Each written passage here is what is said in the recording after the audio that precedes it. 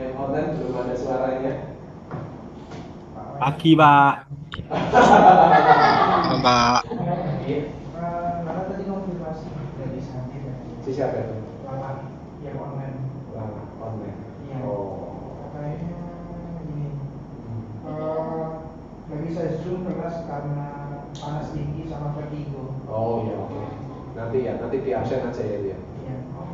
Ya, oke. Sebelumnya Pak Wayon ucapkan minta maaf ya. Tadi Pak Wayon habis dari Gunung Kawi, bukan mencari pesugihan ya. Habis mendaki. Jadi ada acara pengabdian internasional sama kampus yang ada di Malaysia. Seharusnya penjadwalan itu jam 1 sudah clear semua, sehingga jadwal Pak Wayong yang tadi anak P2M itu clear di jam 4. Ternyata acara baru selesai itu jam 3 sore. Alhasil mundur terus, akhirnya sampai ke kelas eksekutif dampaknya. Tadi sempat galau ya, mau tak liburkan atau enggak? Ya, tetapi karena nanti kalau libur dan harus mengganti itu repot ya. Dan ini hari ini kan kita pertemuan terakhir sebelum kita ketemu lagi di tahun depan. Jadi tetap kita gas saja. Oke.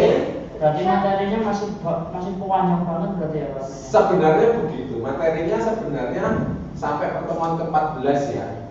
Sebenarnya. Tapi kan karena di kelas eksekutif mau nggak mau Pak Wayan hanya menjelaskan di separuh materi. Tetap tak share 14 materi dan besar harapan teman-teman mandiri untuk baca sendiri ya. Mandiri untuk baca sendiri dengan ya maksudnya kalau kelas eksekutif kan kelas karyawan, tuntutan untuk pendewasaannya lebih tinggi lah daripada teman-teman yang lainnya. Harapannya seperti itu. Jadi nggak harus disuapin terus ya. Tapi ada kalanya kalian juga makan sendiri. Berarti yang reguler masih anu Pak? Masih disuapin. Ya reguler sampai sekarang masih disuapin guys. Pak Polisi, Zulaika izin tidak masuk ya? Oke, nanti terakhir aja itu ya. Belum absen ya. Oke, gak apa-apa. Oke ya teman-teman ya. Itu tadi Pak Wayan akhirnya molor ya. Barusan tadi teman-teman P2. Oke, kita langsung gas. Periode seni rupa. Terakhir kita bahas apa teman-teman? Masih ingat? Renaissance, Baroko, sama Rokoko. Oke ya, Renaissance, Barok, Rokoko. Nah ini pendatang baru otomatis Oppo itu ya. Pendatang baru kita masih apa namanya? Mas Bernardus. Bernardus ya. Oke, ini kamu ajak tebak-tebakan kalah ya. Tapi sih bikin apa nggak ngerti ya. Rokoko karena itu. Jelas nggak ngerti ya. Nanti silakan belajar sendiri. Nah, sekarang kita scroll ke bawah. Kita lihat, kita akan belajar ada kontemporer, bawah lagi ada neo romantisme, realisme sama impresionisme. Gitu. Jadi hari ini ada cukup banyak menu ya. Ada cukup banyak. Kalau kemarin kalau kemarin itu kan hanya 3. Jadi ngapalinnya kan agak sedikit enteng lah ya. Tetapi kalau hari ini cukup banyak. Ya. Cukup banyak, kita nikmatin. Nanti kalau misalnya pengen kecepatan langsung angkat tangan aja. Ya, siapa? Ya, yang online pun juga sama. Ya, yang online pun juga sama. Ya, nanti kalau kalian angkat tangan itu nanti ada soundnya di situ, cikung gitu. Nanti mungkin ada semacam tanya gitu ya. Gitu. Oke? Paham ya yang online ya? Oh, oke. Iya, jebolnya betul ya. Kita scroll ke bawah. Jadi kalau kita lihat neo, kemudian romantisme sama realisme sampai impresionisme itu abadnya di 19 sampai 20. Kita sekarang abadnya berapa? Apa? 21. Kita abadnya 21, betul? Oh iya. 21. Biasanya disebut dengan abad apa? 21 nih? Satu abad itu 1000 tahun. 100.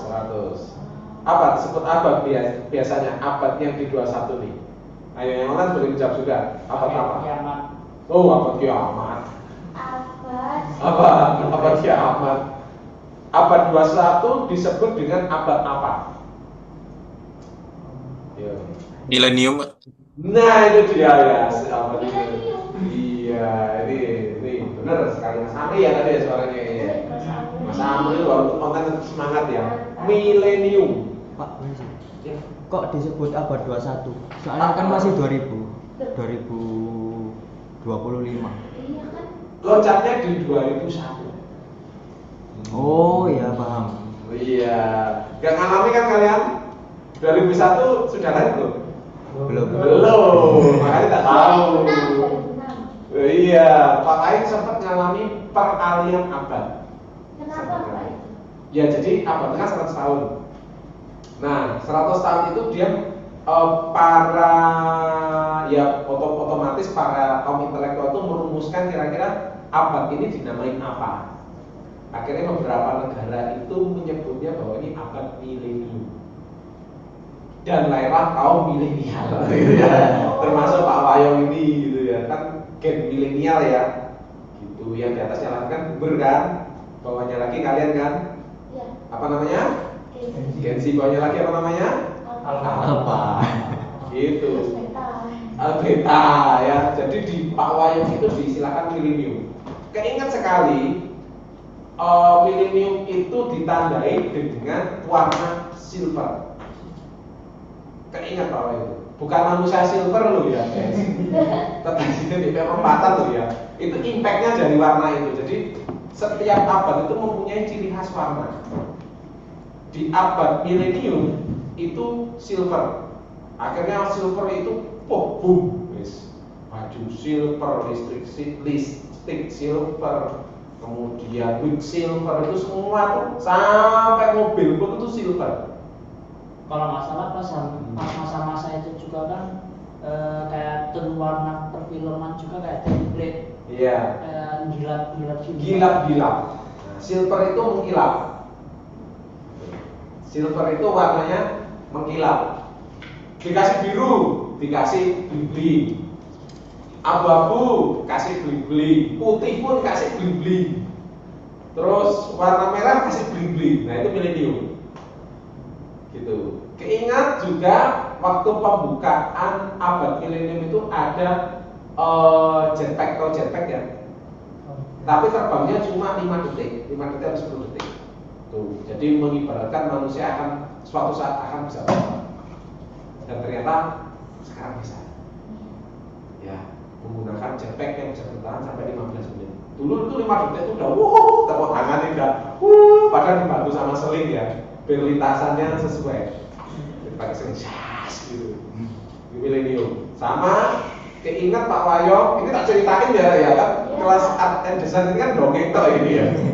Itu manusia pakai baju robot. Nah, jadi dia gini. Tapi di dalamnya orang masih gini-gini. Oh, itu tepuk tangan itu. Wah, gitu ya. Itu tepuk tangan meriah. Wah, gitu ya. Sekarang yang terjadi adalah terwujud nggak? Terwujud. Di zamannya kalian terwujud. Itu sudah diramal sama di tahun 2001. Meriah, sangat meriah. Berbeda ambience-nya itu dengan bergantinya tahun, sangat berbeda. Pak itu keinget makan durian sampai rasanya gede kalau jadi kita tuh saking senengnya ya ada saudara tuh yang panen durian kita nyemil semuanya suruh melekan. Sugestinya kalau kita melewati jam 12 tuh umurnya panjang gitu.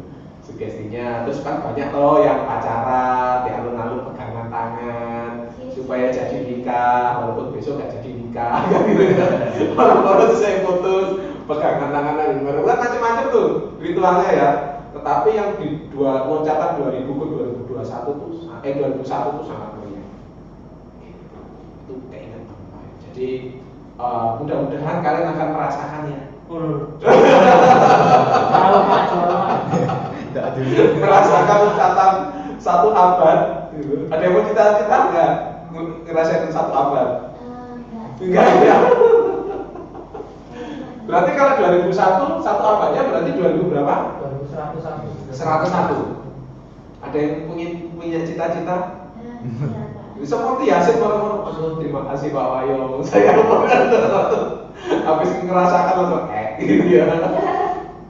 Berarti umurnya berapa ratus tahun ya? Pak sudah cukup senang mengalami ambience itu dan kondisinya umur sudah cukup dewasa dan mengerti. Jadi bukan kondisinya masih baby loh ya.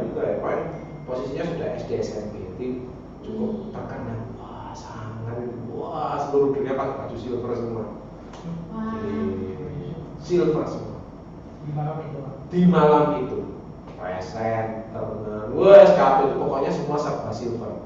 Nggak ada yang dicat apa? Manusia silver maksudnya. Oh iya, mungkin ada ya. Ya enggak lah, ya bicara orang tua ya kan. Masih bocah mau ikut-ikutan TV ya kan. Kita cukup di rumah berdoa, habis itu tidur ya, kumpul keluarga ini kan. Natal sampai tahun baru kan event kita kumpul keluarga untuk di Pak Wahyu. Oke ya. Itu abad 19 ke 20 ke 21. Nah, di 1920 kita kembali lagi ke ilmu seni.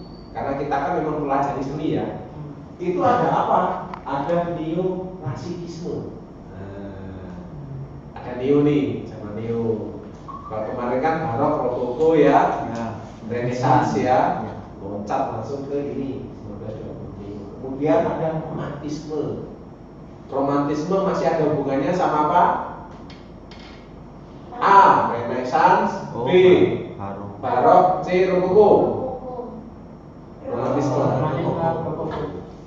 Ya, romantisme ada hubungannya dengan rokoko. Sama-sama R-nya. Akhirnya ada romance ya. Tokoh romance banyak ya, Romeo Juliet.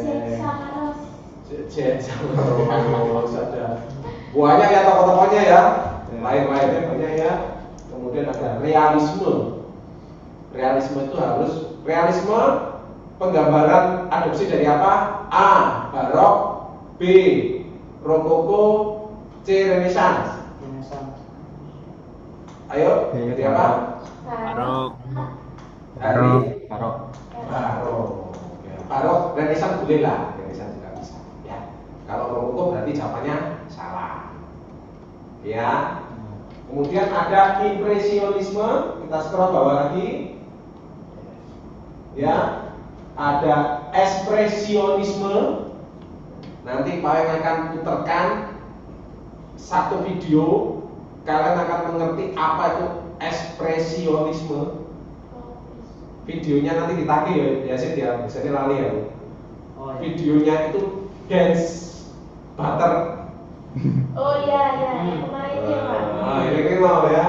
Kemudian ada fauvisme, kubisme, dadaisme, surrealisme. Wah, akeh ini. Ya, mabuk ini kalian ini ada 60 slide guys. Ada 60 slide ya. Mudah-mudahan sampai jam 9 tutup ini ya kan. Kalau nggak tutup baca sendiri ya. Baik Pak. Surrealisme itu Van Gogh. Oh Van Gogh, Starry Night. Nah, ada yang tahu Van Gogh ya? Saya suka lukisannya itu malah daripada Da Vinci. Ya, surrealisme itu karakter berarti. Kalian sudah punya tokoh populer ya. Van Gogh. Itu surrealisme. Oke, kita scroll ya, kita nikmatin aja ya. Masuk nggak nonton nanti kalian baca sendiri. Nah, ini dia. Oke, yang mana dia beragak pasif. Oke, Pak Ayo mau ke Mas Amri ya. Wah, Mas Amri selalu fokus ini. Sip. Ya Pak, neoklasikisme. Neoklasik adalah gerakan artistik yang terinspirasi oleh seni, budaya, dan filsafat Yunani dan Romawi kuno. Gerakan ini berkembang pada pertengahan abad ke-18 dan berlanjut hingga awal abad ke-19. Oke, lanjut lagi. Neoklasikisme berkembang di Roma, tetapi popularitasnya menyebar ke seluruh Eropa. Oke, sip. Nih, sebelah kanan ya, baca tuh. Monumen Arc de Triomphe di kota Paris, bukan Kediri nih Pak? Kediri. Nah, Mas Amri wawasannya luas ya, walaupun ada di Balikpapan ya. Ini ada di Kediri. Tetapi di Kediri ini loh replikanya, ya replikanya. Kayaknya kemarin di Brasil ada patung Liberty ambruk kan? Iya, habis itu mas patung Liberty ambruk, maklum orang kesehatan. Replikane mah itu mau kalah lagi nih nganu itu replika Liberty sing beneran ya ono di Amerika tahu gitu. Walah di Amerika tingginya sama, bentuknya sama, tetapi posisinya di poros jalan di Brasil. Tapi kalau yang di Liberty yang di Amerika di mana? Di pojok ya. Dia nyelup di daerah pantai ya. Pantainya di Amerika sebagai selamat datangnya masuk kota Amerika. Dulu kan jalur pantai kan maksudnya. Iya. Maksudnya jalur enggak bandara, guys. Itu Titanic tuh lewat pantai dulunya. Iya, iya. Nah, tuh. Ini diadopsi ditaruh di Kediri. Tetapi misinya sama antara Kediri sama yang di Paris. Ya, sama misinya. Dia bercerita zaman neoklasikisme. Jadi setelah masih ingat ya, Renaissance cerita apa, teman-teman? Tentang apa? Lukisannya? Itu apa? Agama, ya kan? Agamis ya. Spiritual. Kita langsung loncat ke neoklasikisme. Kalau kita amati neoklasikisme ini di zamannya peperangan. Jadi di tembok-temboknya di Paris ini itu berceritanya bukan agama lagi nih, bukan gambarnya Yesus yang disalib. Tapi cuma konsepnya saja berarti ya Pak. Nah, akhirnya gambarnya apa itu di situ? Itu pahlawan. Kalau di tempat kita tuh Diponegoro, Soekarno, ya kan? Iya, nggak ada tuh gambar Wali Songo ya, nggak ada, karena sudah melewati itu. Jadi neoklasikisme itu menceritakan gaya klasik, tetapi dia mengambilnya dari nilai sejarah. Yang di Kediri itu gambar, itu patungnya apa berarti Pak? Yang mana? Yang replika itu. Yang di sini. Iya. Kalau seingat Pak Wahyong ya, itu Pak Wahyong nggak pas nggak mengamati sibuk ngomong bocah ya itu ya. Anakku lari sana lari sini. Seingat Pak Wahyong itu tentang kota Kediri. Jadi itu kayak ada gambarnya ambience-nya masyarakat sana itu bekerja apa. Gitu, ada pertanian juga sama beberapa tokoh-tokoh orang Kediri yang di Kediri. Nanti teman-teman bisa mengamati lagi itu Pak wis gagal fokus itu sama keluarga tuh minta foto. Jadi mau mengamati wis ya syuting gitu ya. Sing ngomong, sing moto gitu ya. Jadi replikanya hampir sama, cuma konsep gambar yang di dalamnya itu yang berbeda. Gitu ya. Iya. Yang di Paris itu lebih kayak tokoh-tokohnya. Iya. Yang ini lebih ke habit-habit masyarakatnya. Betul, tapi yang benar memang harus bercerita tentang habitnya, habit yang ada di situ ya. Gak mungkin kan di Kediri cerita jenderal yang ada di Itali. Wow. Lah apa? Siapa nih? Misalnya jenderal, misalnya namanya Van Govern siapa gitu, terus kau Kediri bilang, sopo ya ora tau kenal wong iki gitu kan. Gak tau kenal ya gitu ya. POC kan. Itu sih oke lah, karena kan pernah menjajah Indo ya. Iya. Kalau yang asik banget itu. Yang dari Roma itu malah gak kenal ya. Iya. Nah, jadi mereka punya hak untuk mengambil konsep replikanya, tetapi yang diceritakan di Kediri itu boleh ambience yang ada di Kediri, boleh. Apakah bayar royalti Pak? Tentu ada komunikasi ya. Karena kan yang nggak mungkin ini antar negara mau jiplak, saya enak dulu kan ada komunikasi, rakyatan proposal atau apa. Nah, kenapa monumen arts ini dibikin? Selain mereka ingin menghormati para pahlawan, tanda kutipnya pahlawan ya, untuk memberikan keindahan pada perempatan jalan. Makanya di Kediri dinamakan Simpang 5 Gumul. Simpang sebagai pemecah arus. Di sini juga sama. Jadi tugu-tugu di zamannya neoklasikisme itu fungsinya banyak, nggak cuma buat indah. Jadi monumennya kota, tetapi untuk pemecah arus juga sebagai pemecah arus. Kalau pemecah arusnya cuma bundel tok itu nggak menarik ya. Tetapi kalau ada something yang dilihat, walaupun dilenger kan tetap aja kan basic ya. Estetika ya Pak. Ada estetikanya gitu kan, atau seperti yang di bundaran tadi loh ya. Ya. Nah, kalau nggak ada air mancur tuh kok api ya. Ini buat mandi. Ini kosokan ya. Gitu ya. Jadi akhirnya ide dari monumen arts ini menjadi menyebar ke seluruh Eropa. Gitu sejarahnya. Zamannya, wah, oke bener nih. Deal ini oke, pemecah arus ya. Ya oke, kita bikinkan. Jadi sampai ke desa-desa yang ada di Eropa ya, itu setiap pertigaan itu selalu diberi monumen. Apapun itu. Sampai mungkin kalau kalian ingat di kampung kalian, minimal kecamatan kalian selalu ada monumen tentang pahlawan. Tentang pahlawan desa, sing babat alas, ya kan? Ingat-ingat, ya ada nggak? Ada. Ya babat alas, kemudian ada monumen-monumen yang memecah arus tuh pertigaan ya. Ya. Pertigaan ini angker ini, jual diselamati, saja. Tusuk sate. Tusuk sate, gitu ya. Nah di situ kalau kalian ingat selalu ada monumen ya. Iya. Orang kita kalian nggak tahu itu sopo ya kan? Sopo sih? Nanti baru kalian parkir, baru kalian deketin, kalian gosok-gosok. Oh, Mbah Sutin jenenge iki sing babat alas desaku. Itu fungsinya. Selain buat estetika, juga memperingati mereka-mereka yang sudah berjasa. Zamannya namanya apa teman-teman? Neoklasisisme. Jadi udah bukan gambar agamis lagi ya? Ya. Bukan agamis lagi. Atau mungkin gambar dewa-dewa ya? Ya. Sampai sini paham? Paham Pak.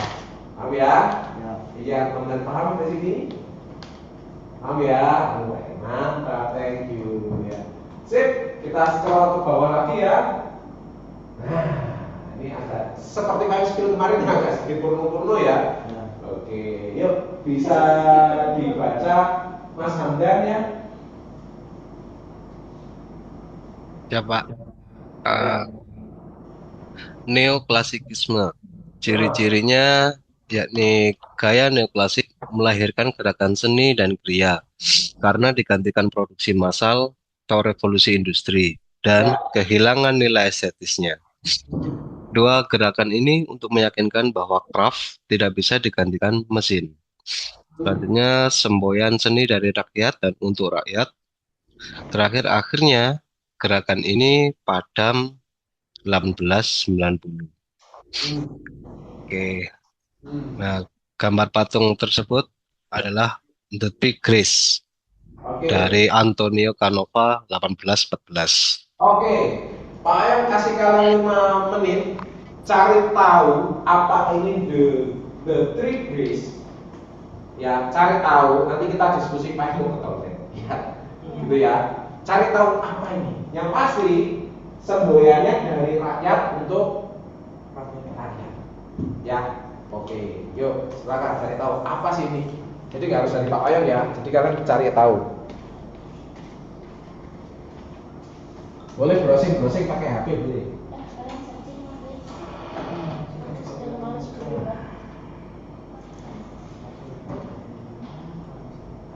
Ini punya Pak Ayam ya? Kok lali? Oke. Oh, di depan. Ya. Yang online dulu. Yo, siapa angkat tangan? Angkat tangan dulu. Diskusi. Apa itu? Nah, kalau yang offline ini mesti salah pantau. Yo. Angkat tangan. Apa itu? The Three Grace Antonio Canova. Antonio Canova ini siapa nyari? Yang buat. Ya. Yuk. Apa itu? Izin menjawab. Sip. Oke, The Three Grace ini merujuk pada karya seorang dewi-dewi yang memiliki pesona, keindahan, dan keagungan yang tertera pada mitologi Yunani. Ya. Nah, Terus? kemudian nama mereka Di antaranya adalah Aglea yang memiliki makna kecantikan, kemudian Euprosin atau kegembiraan, dan Thalia keceriaan. Mereka ini adalah putri-putri Zeus dan Eurynom yang sering diasosiasikan dengan Aphrodite. Seperti itu. Oke, yang tengah siapa? Yang tengah siapa? Mas Andan sempat temu. Yang tengah siapa? Euprosin. Siapa itu? Siapa Rek? Atau yang offline membantu? Dewi kegembiraan. Oke, yang kiri kanan kan Dewi. Tengah itu kan figur cowok ya? Kalau kita lihat dari anunya cowok atau putih? Oh iya, sorry. Ya, Cewek. Cewek semua, Pak. Cewek semua. Oke. Iya. Berarti kalau kita bisa simpulkan tiga ini ngapain nih? Iya, berpelukan. Ya. Memakai baju, yang pakai baju yang kanan atau kiri? Tengah saja. Yang kanan dan kiri? Enggak pakai, Pak. Tidak. Oke. Ya. Terus yang tengah ini apakah manusia atau bukan? Dewa. Dewa. Yang kiri kanan? Selir. Anak Kiri Zeus kanan kan ya? apa? Anaknya Zeus. Berarti kan dewa semua. Dewa semua. Dewi semua. Oke. Ada kesimpulannya nggak? Dia ini sebenarnya ingin bercerita apa sih? Apa kecantikan gitu. Kecantikan, Keindahan, femininitas. kayak keluarga. Siapa lagi? Kemewahan. Ini kita menjawab sesuai deskripsi kita ya.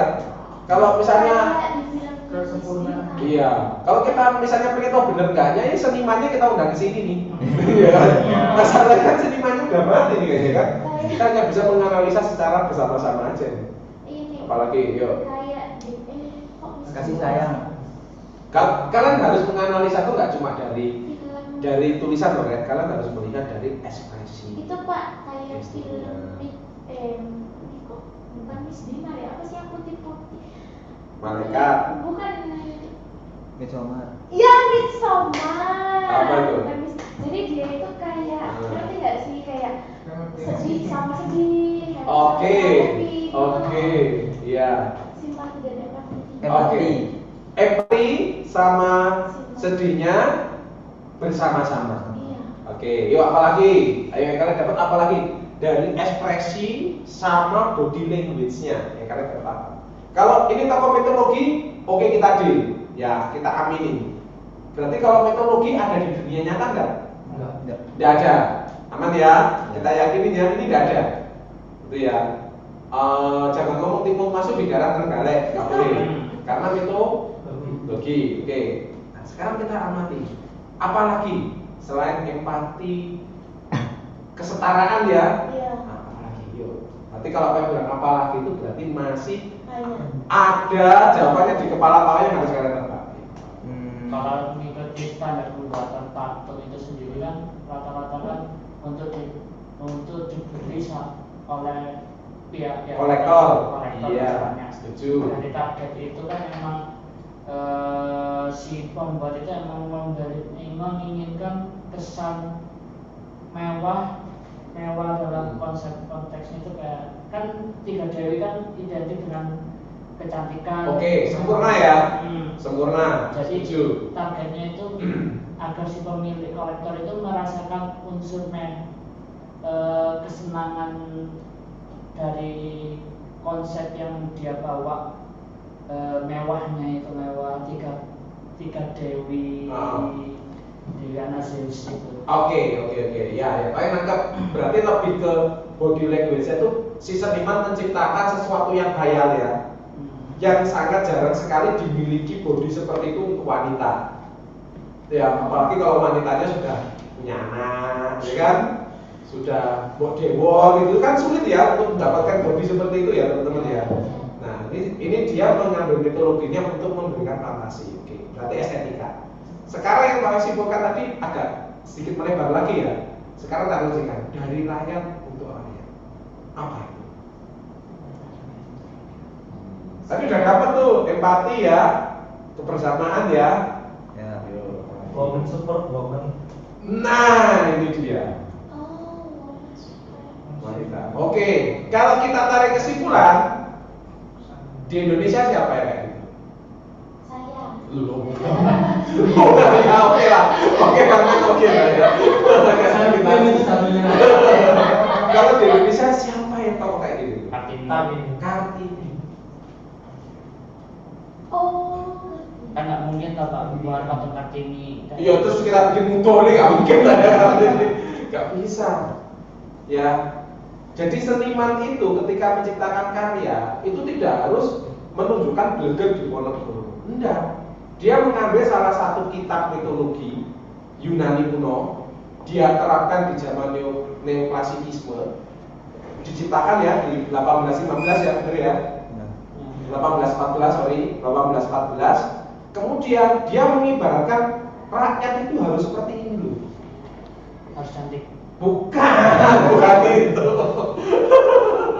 Ya itu cantik bonus lah ya. Harus memiliki empati yang sangat tinggi terhadap siapa? Sesama perempuan.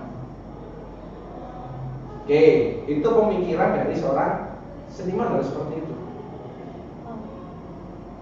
Paham ya? Karena di zaman itu nggak ada Superman, nggak ada Wonder Woman, ya kan? Dia membacanya dari mitologi Yunani.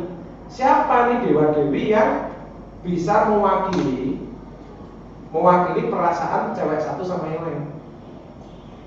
Ternyata anaknya Zeus. Kalau sekarang pasti itu gambarnya udah lain. Bisa-bisa Messi, Cristiano Ronaldo, Bahlil. saya sudah mulai. Lebih banyak diskon. Itu ya. Loh bukan Pak Joko Pak. Pak Jokowi ya. Pak Jokowi ya. Pasti dia lain. Gitu. Jadi di zaman situ neoklasikisme tidak harus menampakkan sosok dari pahlawan. Nah, bisa jadi di 1814 itu krisis empati terhadap sesama wanita, krisis, makanya seniman bikin itu. Ini loh coy, contoh ini loh. Krisis, gitu ya. Kira-kira kalau Indonesia sekarang, kalian misalnya tak kasih kesempatan itu tak modalnya 200 juta, bikin patung, apa yang kalian bikin patungnya? Patung sawit. Sawit. Selesai kan? Iya nggak? Patung sawit. Paham ya tujuan dari seniman ya? Itu. Oke, patung sawit setuju. Terus patung apa lagi? Kita kan 200 juta nih, misal ini ya, bisa. Bikin patung apa lagi? Patung Dekus. Dekos. Itu. Paham ya maksudnya ya? Seniman itu melihat fenomena-fenomena. Dan selesai. Oke ya?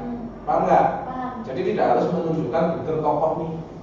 Karena di zaman 1814 kalau kalian baca literasinya lagi, itu krisis empati antara wanita sama wanita. Krisis sangat krisis. Ibarat wong wedok, tolong, saya dicopet, gitu ya. Apa sih? Gitu. Caper. Ditinggal. Nah, seniman ini punya kepekaan nih. Seniman harus punya kepekaan. Bikinlah patung seperti itu. Dia tidak menuduh itu Ratu Elizabeth, mungkin tidak menuduh itu ratu siapa. Dia menggambarkan dengan mitologi Yunani supaya tidak ada yang tersinggung. Istilahnya biar aman gitu ya. Aman. Orang itu dibedil lah. Misalnya yang digambar gini, dia bisa menggambar anak istrinya presiden, bisa nggak? Bisa sekali seniman, ya kan? Gambar jadi presiden ini lah, di bawah itu nggak ada yang rapi sama sekali, bisa nggak? Bisa, selesai, bisa diborgol dia. Hilang. Nanti tersinggung. Tersinggung, makanya dibikinlah mitologi Yunani. Oke. Saya belum tanya tuh, kenapa dibikin telanjang? Untuk Keterbukaan. Bisa jadi. Oh, makanya Belajar. Nah, kalian harus belajar kayak gitu. Sekarang mau kasih apa? Loh, ya lah, itu pasti. Iya lah. Oh, jangan berharap. Iya, pasti ya, pasti sampai sekarang pasti ya. Tetapi setidaknya dengan sindiran satir di ala seniman itu sedikit meredus. Tujuannya seniman tidak bisa menghilangkan, tetapi setidaknya agak sedikit tersindir. Tujuannya itu. Kalau nggak kesindir Pak. Ya wes, memang tugas kita nggak sampai ke situ. Hakikatnya. Tugas kita hanya memberikan ungkapan apa yang ada di unek-unek kita. Tugas kita itu. Masalah kesindir atau enggak itu urusan. Yang penting unek-unek kita. Ya. Nggak kesindir tapi disuruh nyala nih Pak. Gimana Pak? Baik acak lagi ya. Politik mana ini ya? Oke, nangkap nggak tujuan dari fenomenanya teman-teman yang online? Nangkap ya? Mudah-mudahan diterima dengan kita. Oke, paham ya, guys?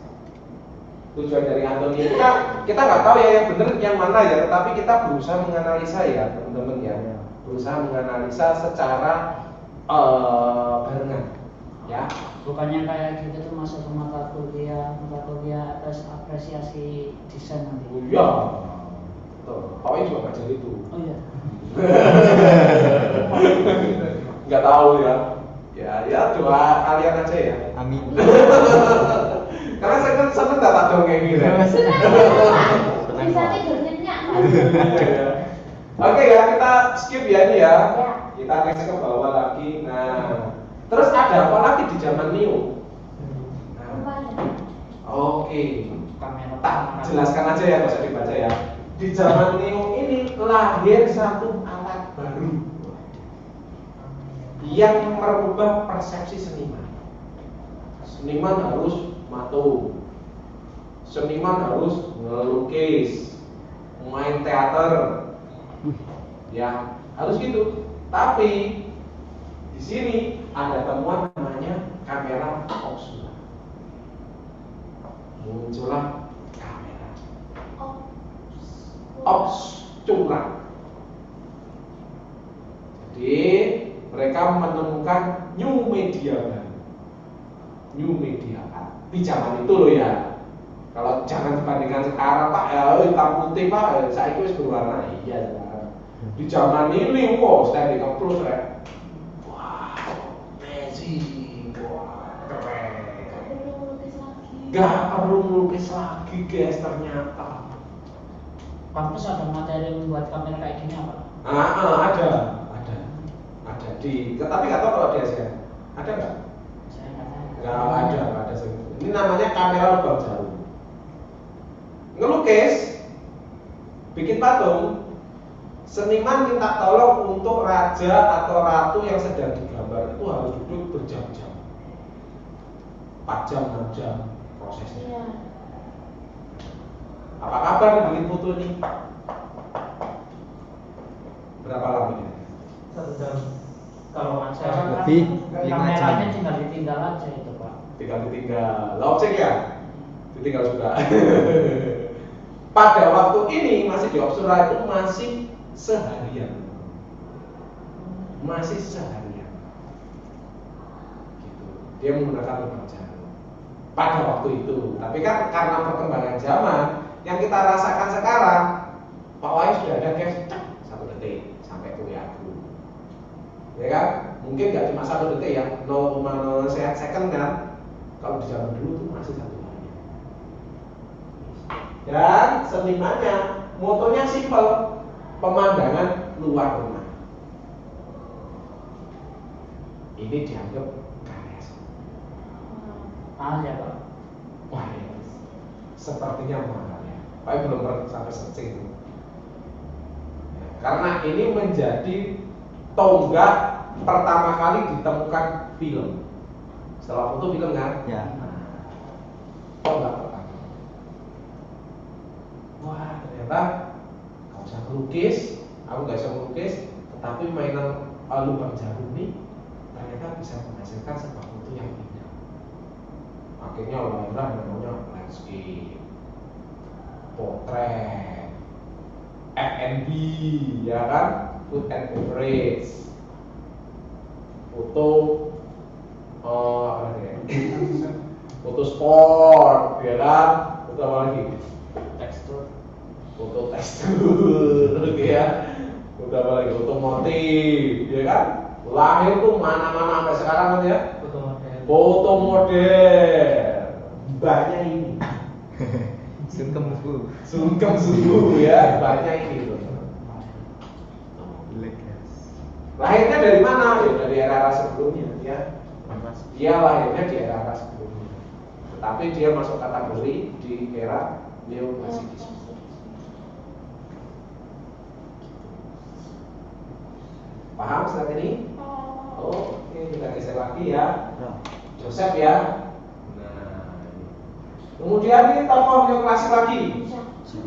Kita kembali lagi ke lukisan ya. Oke, kita lihat di sini ada tentara. Kita anggap ini tentara Romawi ya teman-teman ya. Iya, Romawi. Kalau dari ininya loh ya. Kan kita kan sering lihat film-film Romawi kan kalau gue yang ini kan Spartan gitu ya kan. Anak lapang ya. Terus kalau kita lihat yang megang pedang itu siapa kan? Apakah tentara? Bukan, itu rakyat biasa. Nah, itu rakyat. Ya kan? Apakah dia minta ampun? Apakah dia minta shopping? Kasih senjata. Apakah kasih senjata? Itu merampas senjata. Iya. Kan harus menganalisa semuanya. Yo. Ada ekspresinya. Oke. 5 menit kalian browsing lagi. Siapa itu? Lukisannya apa ini? Dia adalah Yang online boleh tanyain satu orang, yang offline keroyokan. Ayo silakan. saya. 5 menit kalian cari tahu apa itu. Saatnya. Siapa dia? Yang digambar itu siapa? Ya. Ngomong-ngomong HP ku gimana ya? Jangan-jangan tadi yang dibawa itu. Bukan. Oh, tak cas ding. Oke. Ayo, yang online satu orang, yang offline keroyokan. Kalau offline ini sebenarnya meriah. Kalian akan menanyakan random. Nah, tidak harus Mas Hamdan atau Mas Amri. Jadi bersiap-siaplah. Nggak bisa jawab berarti nggak fokus.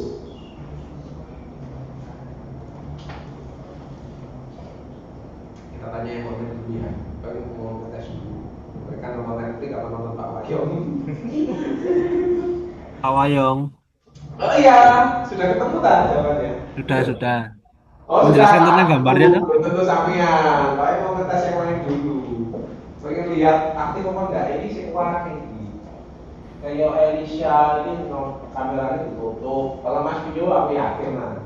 Coba scroll bawah lagi. Enggak maksudnya yang di online sosial lagi. Oke, sudah Pak. Tuh. Ada Mario, Nadia, Alexander, Bisa. Ini mau tes nih yang mokem ini. Nanti yuk 2 menit 2 menit lagi Sudah. sebelum Pak yang tebak sebelum Pak yang tunjuk Saya akan dulu. belum yang offline pokoknya nanti saya ngomong dulu siapa itu dan digambar dan kalian harus menganalisa juga dari gesturnya ya ngapain sih, apakah dia itu ngajak bertani atau ngajak bermain musik ya kan. Kata kuncinya dari rakyat untuk rakyat ya tadi ya. Tadi patung sudah, ya kan? Buku sudah. Sekarang kita lari lagi ke lukisan. Sama foto ya, tadi dari foto ya. Dari foto. Kayaknya musik asik gitu saja nih ya.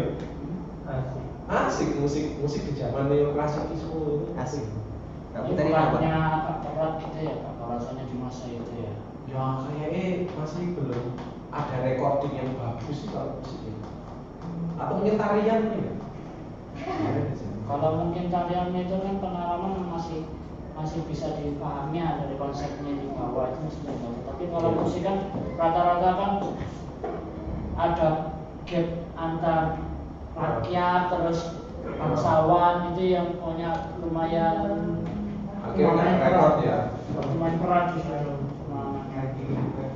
Iya, soalnya dari kemarin kita tuh cuma mempelajari 4 elementer loh. Bisa patung, foto, ya kan itu toh. Iya. Mau tetap sekali-kali belajar musik di zaman urban, apa enggak ya? Wow.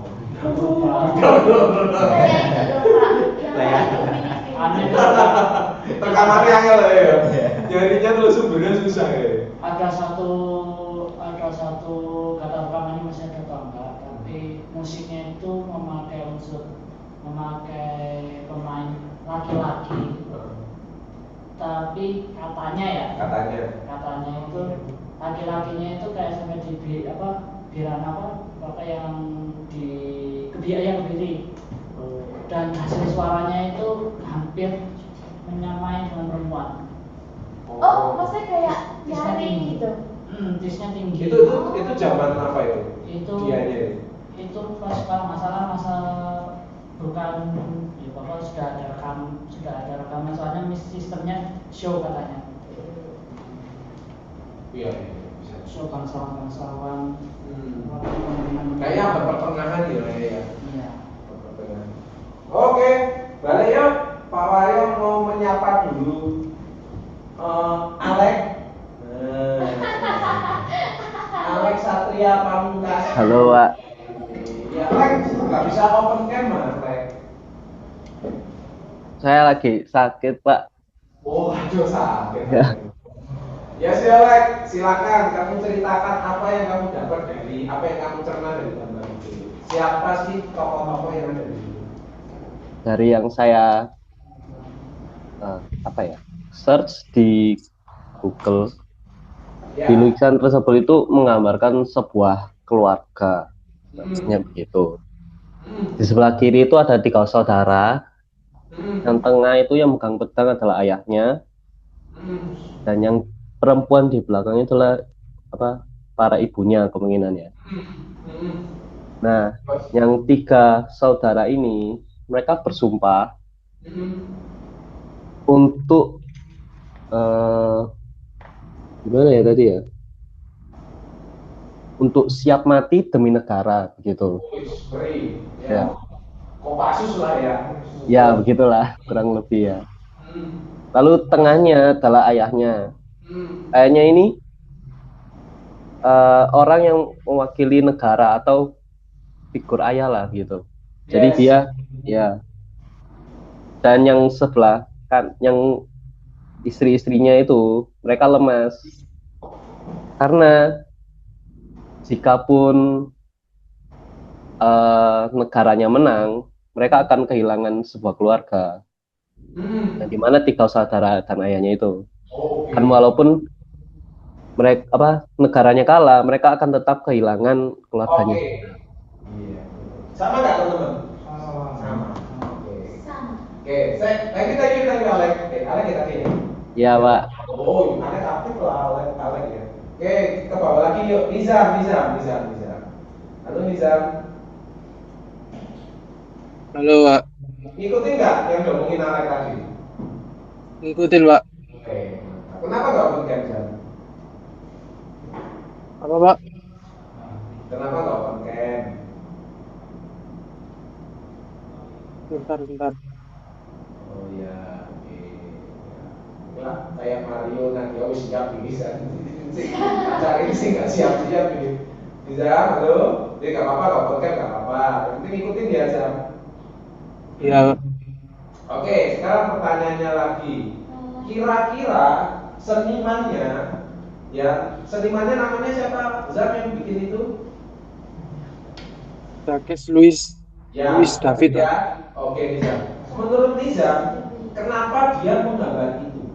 Nah, Pertanyaan lain, kalau yang dijawab si Alex itu kita setuju ya, bener ya teman-teman ya? Yes, betul. Oke, sekarang kenapa dia harus menggambar seperti itu? Nah, yuk silakan siapa? Di 1784 itu ada apa sih? Iya, kalau offline saya bisa bagus gitu. Yuk. Alasannya karena ini Pak, pesanan dari kerajaan. Dari Raja Louis ke berapa ini? Ya. Pasti ya, yang pesan lukisan itu pasti raja ya, ya. Minimal bupati sama ya, David kan? juga. Tujuannya, yang paling tanya tuh tujuannya. Yang pesan pasti kaum ini ya, elit lah ya, nggak mungkin kabur pecah masuk lukisannya, sangat sulit ya. Oke, apa tujuannya? Nah, yuk, silakan. Tujuannya untuk memberikan pendidikan kepada warga untuk menjadi menjadi warga negara yang baik. Bagi bangsa Romawi kuno. Oke, pendidikan jadi warga yang baik gitu ya. Oke, kita simpan dulu ya. Kita dapat yang lain. Oke, thank you Nizam ya. Oke, wes mulai dapat nih, baik. Ya, Pak. Lagi kan Mas paling pokoknya di lagi. Oke, bawa lagi enggak ada? Enggak ada Pak, sudah. Nadia ya. Kita dengar suara cek dulu ya. Nadia, silakan Nadia. Ditambahkan lagi, jawabannya tadi udah benar. Jangan dibikin sama. Yuk, apalagi yuk kira-kira tujuannya senimannya apalagi? Tujuannya itu untuk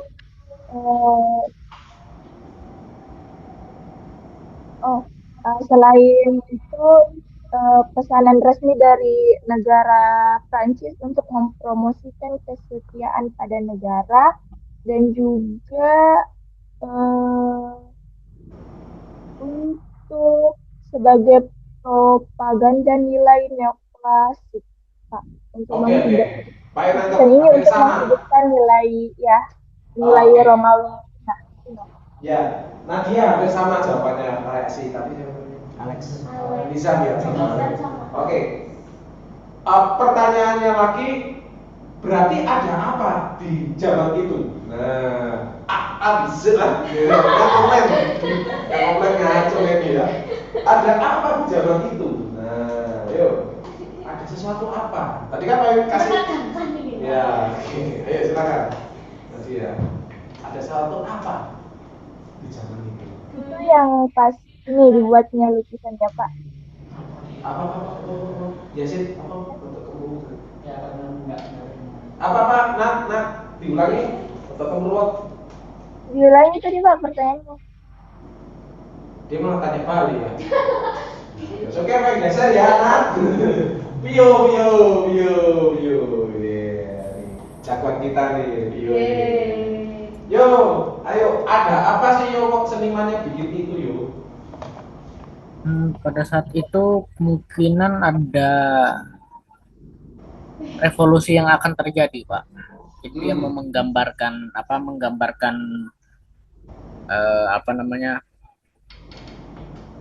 masa yang akan datang.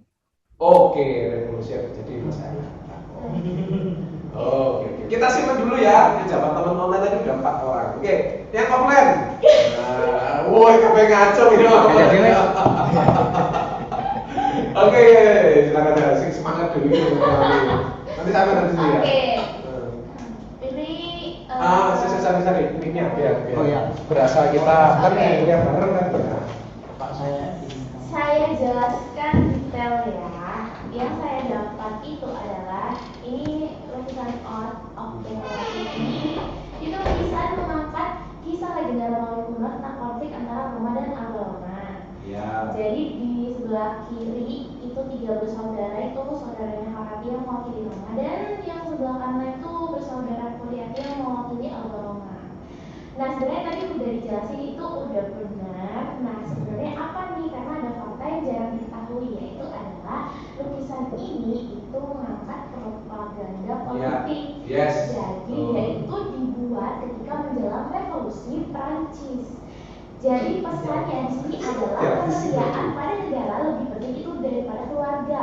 Dan Jacques Louis David adalah pendukung revolusi yang mendukung jatuhnya monarki dan bahkan terlibat langsung dalam politik revolusioner. Di sini juga ada gestur sumpah tangan terulur yang Bima itu yang sebelah kiri tangannya seperti itu dan yang tengah itu si Arya pegang pedang. Itu gerakannya itu tidak umum dalam seni sebelumnya karena setelah lukisan ini gestur tersebut jadi simbol sumpah dan nasionalisme. Jadi perempuan itu kenapa sengaja dibuat lemah bukan karena misoginis tapi untuk menekankan bahwa perang selalu mensisi manusiawi. Nah jadi ini tuh sebenarnya bukan kisah heroik murni. Jadi setelah perang Marathi yang menang membunuh saudari sendiri akhirnya guys. Nah alasannya karena ya sang saudari menangis musuh dan patriotisme ekstrim bisa berubah jadi tragedi moral. Intinya adalah negara menuntut inti dari lukisan ini ya itu negara menuntut loyalitas mutlak bahkan jika itu berarti mengorbankan cinta keluarga dan kemanusiaan. Coba ulangi aku ketiduran tadi. Oke, mau ditambahkan? Kayaknya dibolong ya. Oke, wis aku sampai dibocor juru-juru nih ya. Oke, nah pertanyaan lagi nih, lepas dari ini. Kalau di Indonesia itu apa? Ingat yuk, kita ingat memori. Yuk, ingat memori zaman kerajaan boleh. Apa itu? Tokoh siapa yang seperti itu? Patung pura-pura. Pura-pura? Bahasa Pak. Ayo, yang online maupun yang offline apa kalau di Indonesia? Tadi kan sudah jatuh era Kartini ya. Baik setuju Dil. Di Indonesia apa itu? Yang menyerupai dengan ini cerita tentang ini. Izin menjawab Pak. Yang offline yuk. Yang online apa? Kita penangkapan di Ponorogo mungkin Pak. Kita belum. Thank you Abdi kapan? Ya ayo apa? Ada sumpah-sumpahnya loh. Sumpah Pemuda Bung Tomo. Sumpah Pemuda. Sumpah Pemuda. Oke, hampir. Mundur lagi ke belakang. Romawi ya, ini kan zaman Romawi. Mati Gajah Mada. Yes, benar. Masuk akal. Karena dia rela berkorban apapun. Yes. Menyerahkan Nusantara. Siapa Patih Gajah Mada yang dibunuh? Itu. Aduh. Lupa lagi Pak. Ayo, siapa yang dibunuh Patih Gajah Mada? Browsing lagi. Sudah. Oh iya, itu musuhnya. Bukannya komandannya sendiri Pak? Iya. Cuma beda politik aja. Ayo, siapa yang dibunuh Gajah Mada? Yang paling fenomenal. Lupa Pak, kemarin itu Pak Ganda udah berdongeng kan. Ratanca. Bukan. Banyak yang dibunuh Patih Gajah Mada, tapi yang ikonik yang hampir seperti cerita di sini, yang dibunuh Patih Gajah Mada siapa? Ratansa. Siapa itu? Istana yang bunuh Raja Jayanegara Gajah Mada menginstruksi Ratansa sebagai balasan. Oke. Mengirimkan sebagai pahlawan sebagai bagian pihak karena dia terus membersihkan Majapahit dari raja yang dibunuh. Oke. Berarti Ratanca. Apakah Ratanca itu menjadikan Gajah Mada menjadi panglima? Apakah karena geopolitik? Berbeda selisih paham? Si kembar-kembar ini? Atau Mikir lagi dia ya. Oke. Sama-sama. Iya. Jawabannya oke guys. Tak terima Patih Gajah Mada. Yang paling fenomenal adalah dia membunuh rajanya sendiri. Rajanya sendiri. Hamengkubuwono. Hamengkubuwono. Yang baru. Ya. Oke. Namanya siapa ya? Kok lupa ya Pak Ganda? Yes, oke. Habis itu ada kisah lagi tentang si pembuat keris. Siapa namanya? Ambu Gandring.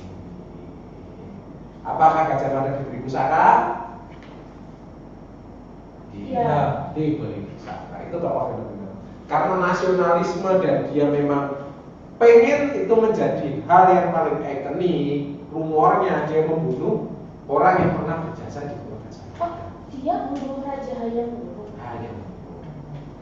Oh my god. Ya, saya nggak tahu pastinya ya, kecuali Gajah Mada kita undang ke sini, itu tanya. Ya, yang pasti dia membunuh gitu, untuk nasionalisme, gitu. Geopolitik sama seperti kisahnya ini. Jadi siapapun dikorban, intinya gitu. Jangankan untuk raja, istrinya pun kalau kalian baca literasinya, betul, itu juga ya, untuk berkeinginan menggabungkan, iya, bersumpah anti Palapa. Oke, Pak. Iya. Sudah mepet jam segini. Videonya saya ingetin. Oh iya ya. Aduh, belum sampai ke situ loh padahal. Aduh. Oke, yuk buka. Yuk kebut yuk. Nah, ini tonton neoklasiknya Indonesia ya. Ini jangan anu, Sapsua, seniman. Slogannya banget. Kayak betul lagi. Kayak buat profit.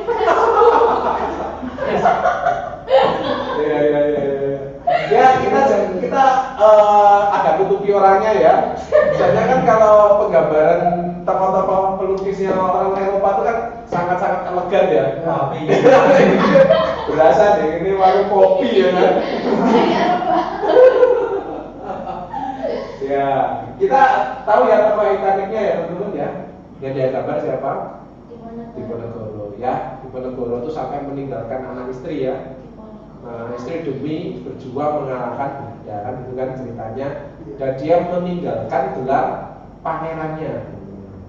Jadi dia nggak butuh gelar pangeran karena apa? Karena zaman dulu yang memberikan gelar pangeran itu ya tetap ada sangkut pautnya dengan VOC zaman dulu ya, seperti Gajah Mada kalau kita ambil tadi gambar ya. Oke, scroll bawah lagi. Oke, ternyata panjang ya. Tadi ya, romantisme. Oke, baik, gantian yuk. Minta tolong. Neoklasikisme wis paham belum? Sudah Pak. Sudah ya. Tujuannya apa ya? Wis paham ya teman-teman ya? Iya, klasik dan mengambil konsep. Iya, mengambil klasiknya.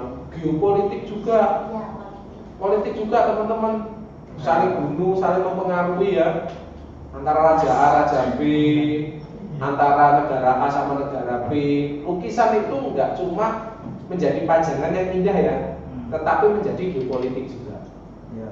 Itu di zaman Diponegoro itu ada dua kubu ya, pro VOC sama non pro VOC. Itu ya, termasuk Samsuar. Kalau kita lihat dari gambarnya berarti pro dengan udah lah.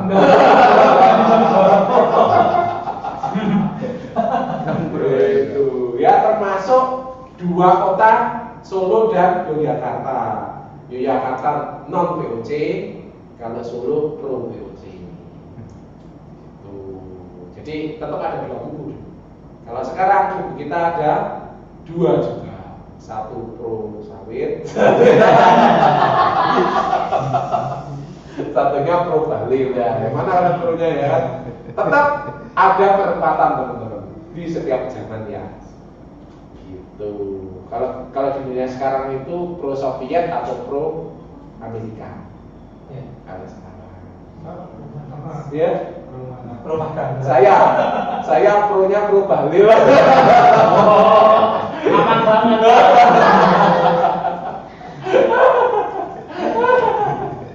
Saya nggak ada yang pro ya. Pokoknya rakyat sejahtera aja. Kalau mau pro ke Amerika, ya seperti nggak serakah-serakah banget lah, gitu ya. Jadi kalau Amerika nggak serakah gimana Pak? Nah itu ya, maksudnya yo oke lah, lo juga bener-bener lah korupsi gitu kan. Mau pro ke Rusia pun ya, komunis pun, kalau kita masih hidupnya masih seperti ini ya kita nggak makmur lah, ya kan. Jadi kalau di luar negeri itu, khususnya Eropa itu, kesetaraan itu dijunjung utama. Kode sugi kabeh, kode kita kan jomplang ya. Jomplang ya teman-teman. Kita miskin bareng. Oh, miskin bareng ya. Udah miskin makin miskin aja. Iya. Miskinnya pakai hi lagi. Iya. Aduh. Enak. Oke ya. Itulah teman-teman ya. Nah, kita ke romantisme ya. Romantisme. Oke, kayaknya kalau romantisme kita bahas tentang orang yang lain ya. Centrino ya. Centrino sekarang. Romantisme. Romantisme berkembang di Eropa Barat pada akhir abad ke-18, tepatnya di Jerman.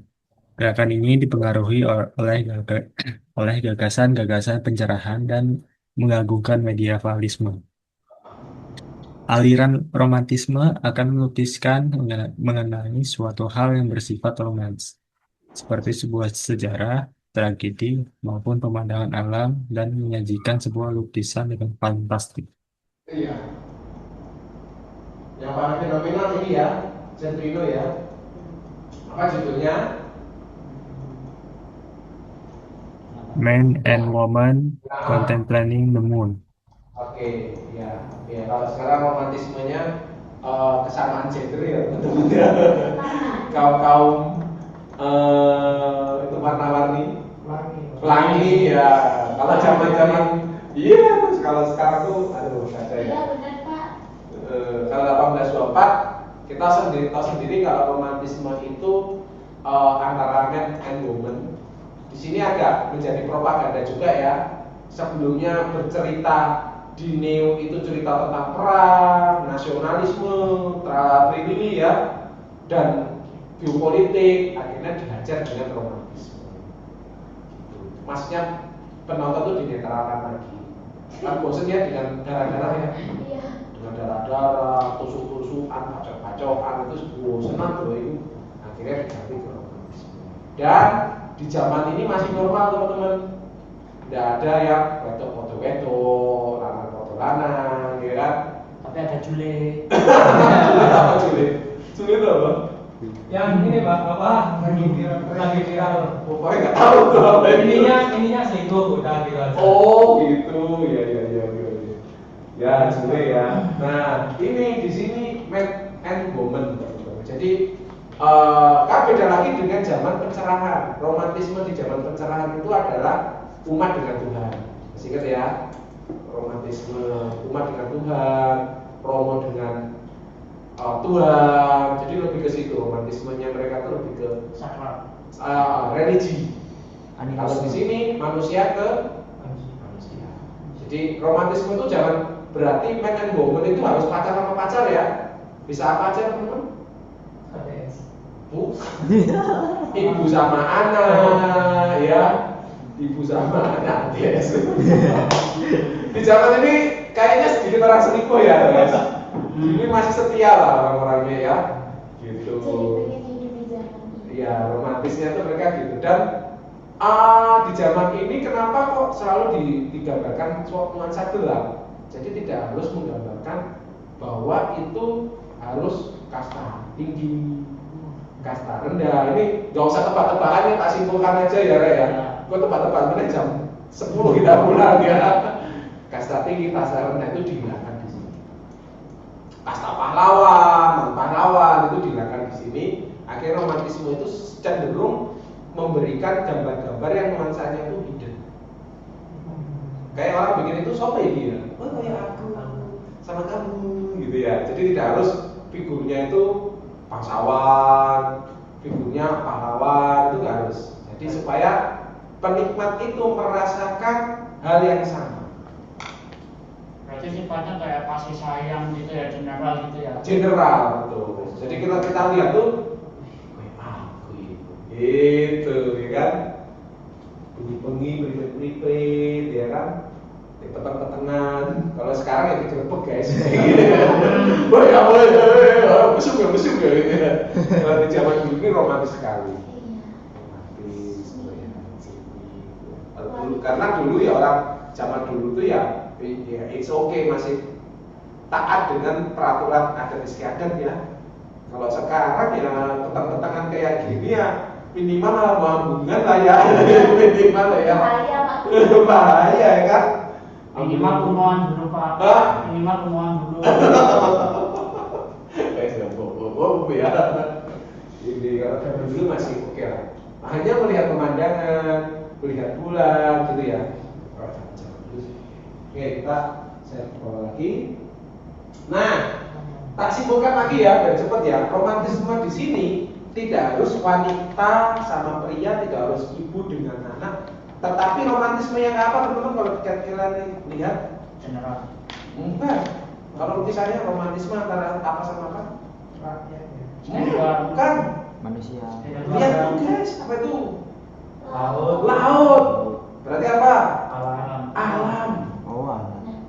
Romantisme itu tidak melulu orang sama orang, tetapi alam dengan manusia. Itu sangat indah guys ya. Itu jangan bayangkan itu badai tornado loh ya. Ombak di laut ya seperti itu, gitu ya. Ombak di laut dengan pemandangan bulan, ya kan? Awan. Jadi sangat indah. Di romantisme itu tidak perlu harus manusia dengan manusia. Alam yang indah itu juga romantis kan.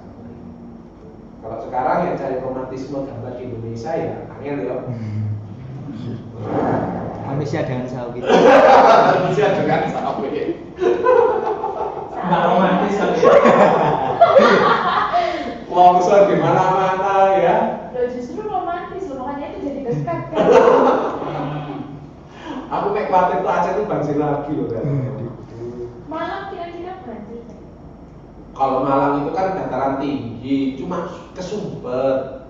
Dulu enggak, aku enggak banjir karena kesumber.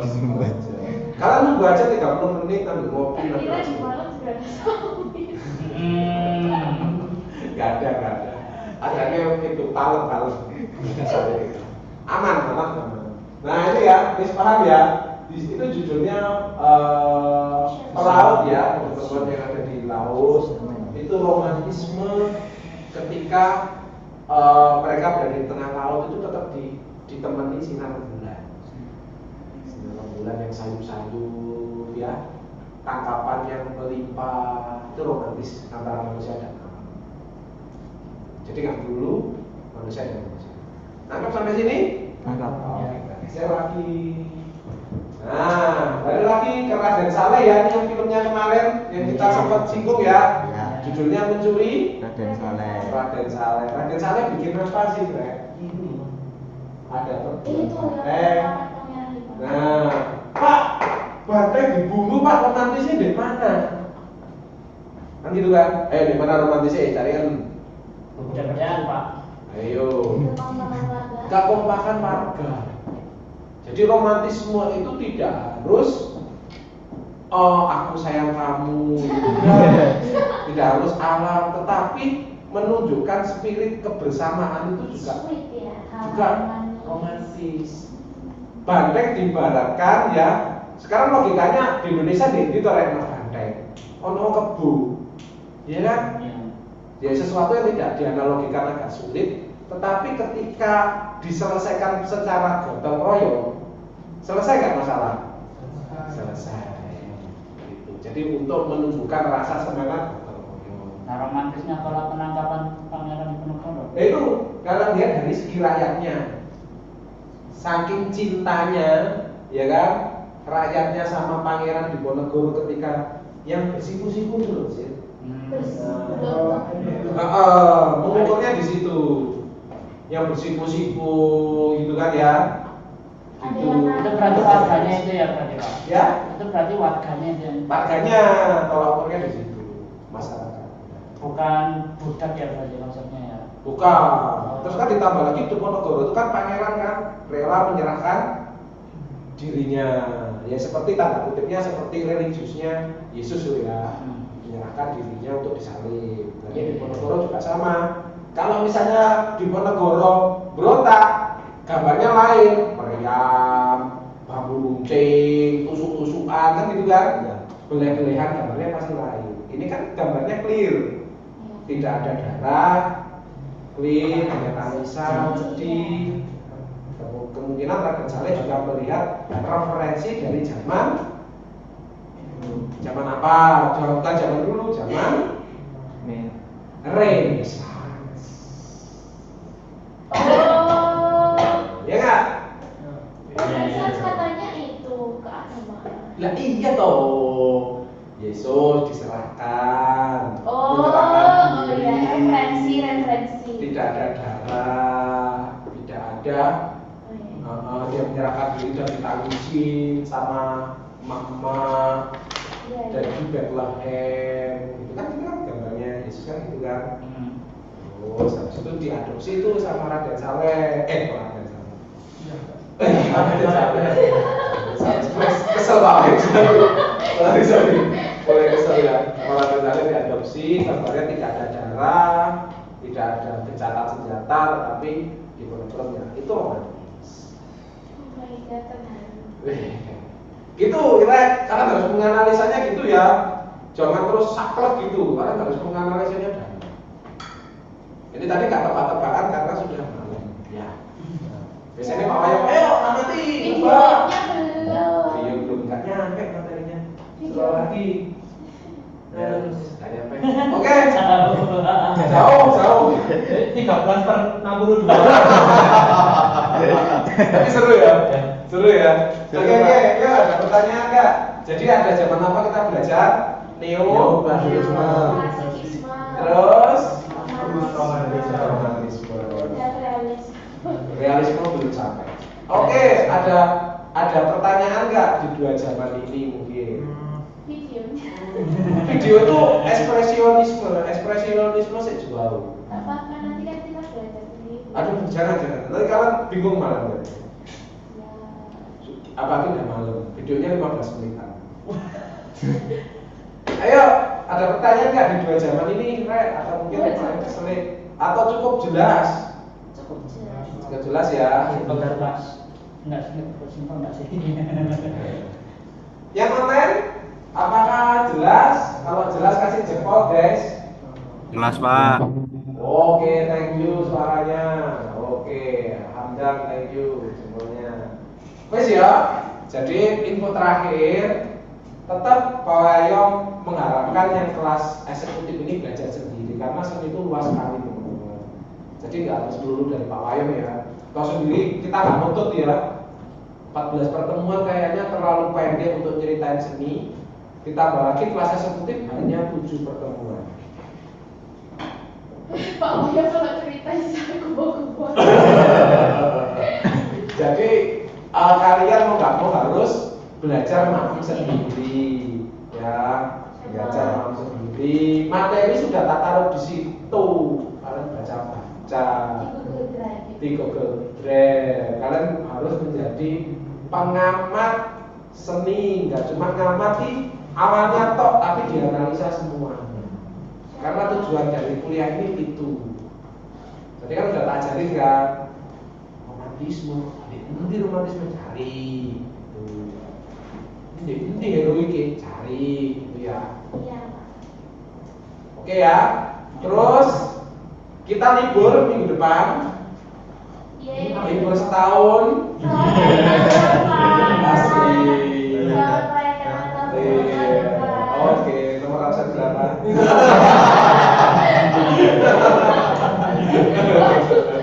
Jamin Natal langsung bonus nilai ya. Gitu aman ya yang online ya, guys ya. Oke, kalau gitu yang online bisa meninggalkan kelas, yang offline Pak Wayong absen terlebih dahulu. Gitu ya. Kelas saya tutup. Selamat malam semuanya. Oke, selamat malam. Oke.